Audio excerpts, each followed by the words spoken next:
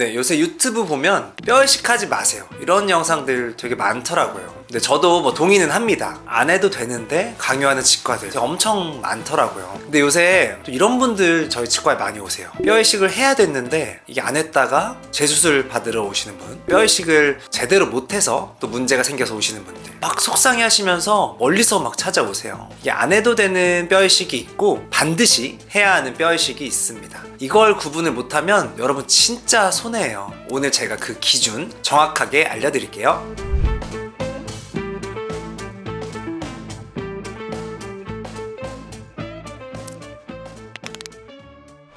바로 임플란트 기술이 좋아졌거든요. 예전엔 뼈가 조금만 부족해도 무조건 뼈 이식을 했어요. 하지만 지금은 다릅니다. 짧은 임플란트로도 굉장히 잘 버텨요. 임플란트의 표면도 훨씬 더 기술이 좋아져서 뼈랑 붙는 힘이 세졌거든요. 이건 굉장히 좋은 방향이에요. 불필요한 뼈 이식이 줄어드는 건 환자분께 굉장히 좋은 일이거든요. 근데 문제는 무조건 하지 마세요로 흘러가는 거예요. 어느 정도는 뼈가 저절로 찹니다.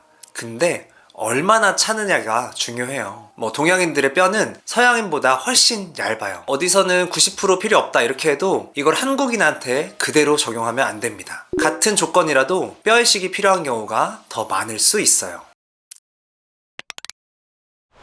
간단해요. 임플란트 나사가 들어갈 뼈가 충분하냐 아니냐. 뼈 높이가 부족하면 짧은 임플란트로 해결할 수 있지만 뼈의 폭이 너무 얇으면 이건 좀 다른 문제예요. 칼날처럼 얇은 뼈에 나사를 심으면 나사가 버티질 못해요. 흔들리고 또 염증이 생기고 또 빠지기도 하죠.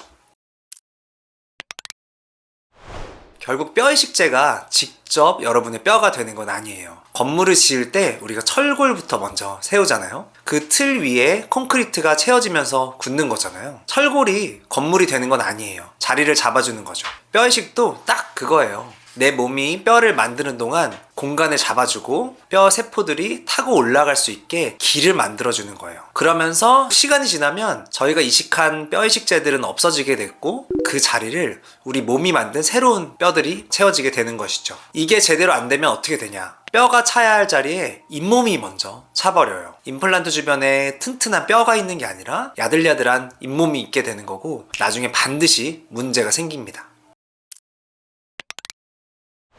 이 사진 한번 보세요. 잇몸이 엄청 꺼져 있죠? 그리고 또 안에 있는 나사가 검게 비쳐 보여요. 앞니는 원래 뼈가 엄청 얇아요. 뼈 이식 없이 임플란트를 하면 이렇게 되는 경우가 생겨요. 이렇게 환자분께선 웃을 때마다 신경이 쓰이고 또 대화할 때 이렇게 입도 가리게 되시고 자신감이 없어지거든요. 근데 이거는 또 시간이 지날수록 점점 더 나사선이 노출이 되게 됩니다. 자, 다음 사진은 기존의 임플란트를 제거하고 뼈 이식을 하면서 다시 임플란트를 심은 케이스예요. 보시면 볼륨이 엄청 살아있죠? 잇몸 라인도 자연스럽고요. 앞니는 기능만의 문제가 아니에요. 보기 좋게 만들려면 뼈 이식 하셔야 합니다. 이건 제가 강하게 권해드리는 거예요. 두 가지 더 있어요. 첫 번째는 위 어금니 쪽의 뼈가 너무 얇을 때 코 옆에 공간이 있어요. 상악동이라고 하고요. 위 어금니는 바로 그 아래 위치하고 있습니다. 뼈가 너무 얇으면 그 공간 안에 뼈를 채워 넣는 수술이 필요해요. 짧은 임플란트로도 해결이 안 됩니다. 이건 반드시 하셔야 돼요. 안 하면 임플란트 자체가 불가능합니다. 두 번째는 잇몸병이 오래된 경우, 잇몸병이 심했던 분들, 이를 뽑고 나면 뼈가 거의 없는 경우가 있어요. 이렇게 폭탄 맞은 자리처럼 뼈가 왕창 녹아있는 분들은 기다려도 뼈가 안 차요. 이런 분들도 뼈 이식 없이는 임플란트가 불가능합니다.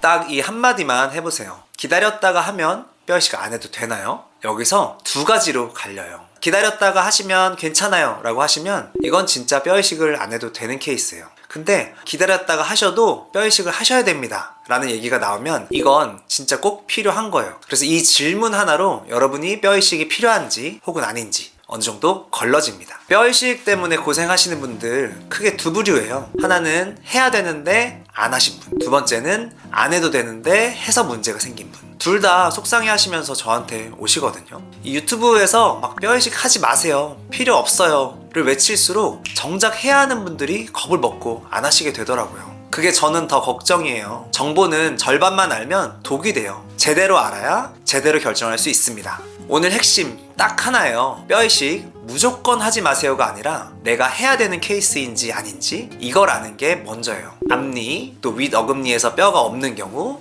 심한 잇몸병, 이 세 가지는 여러분 반드시 뼈이식을 하셔야 합니다. 이 영상이 도움이 됐다면 구독이랑 좋아요 눌러주세요. 오늘도 예뻐지는 치과의 조대현 원장이었습니다.